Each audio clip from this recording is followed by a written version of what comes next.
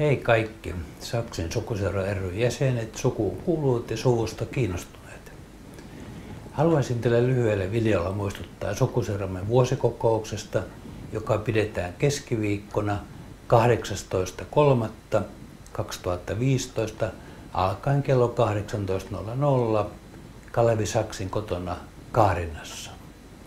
Kokouksesta löytyy tarkempaa tietoa ja kartta Saksinet internetsivujen tapahtumat valikosta. Voit myös kysellä kokousagendaa ja muita asiakirjoja minulta veikkosaksi@gmail.com osoitteesta. Olisi mukava, jos ilmoittaisit esimerkiksi minulle tulostasi, jotta Kalevi voi varautua vieraiden määrään. Ota ystäväsi ja suvusta jollain lailla kiinnostuneita mukaan kokouksemme. Kaikki ovat tervetulleita. Vuoden 2014 aikana on tehty muutamia videoita ja pari DNA-tutkimusta. Yhdistyksemme toiminta tapahtuu toistaiseksi säästöliekillä, elleivät jäsenet päätä aktiivisesta toiminnasta. Riippuu ihan teistä, jäsenistä. Tuleeko vuodesta 2015 aktiivisempi vai jatketaanko edelleen toimintaa säästöliekillä?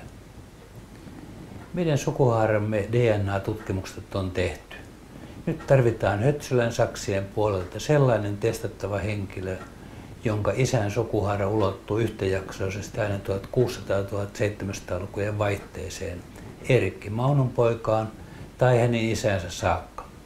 On mielenkiintoista odottaa tuloksia. Sukuseuran aktiivisuudesta riippumatta olisi mukava, jos lähettäisitte omia juttujanne, kuvianne, videoitanne ja muuta tietoa. Laitetaan niitä nettisivuille. Siitä ne sivutkin vähitellen tulevat kattavammiksi. Ja tervetuloa vuoden 2015 sukukokoukseen Kaarinassa.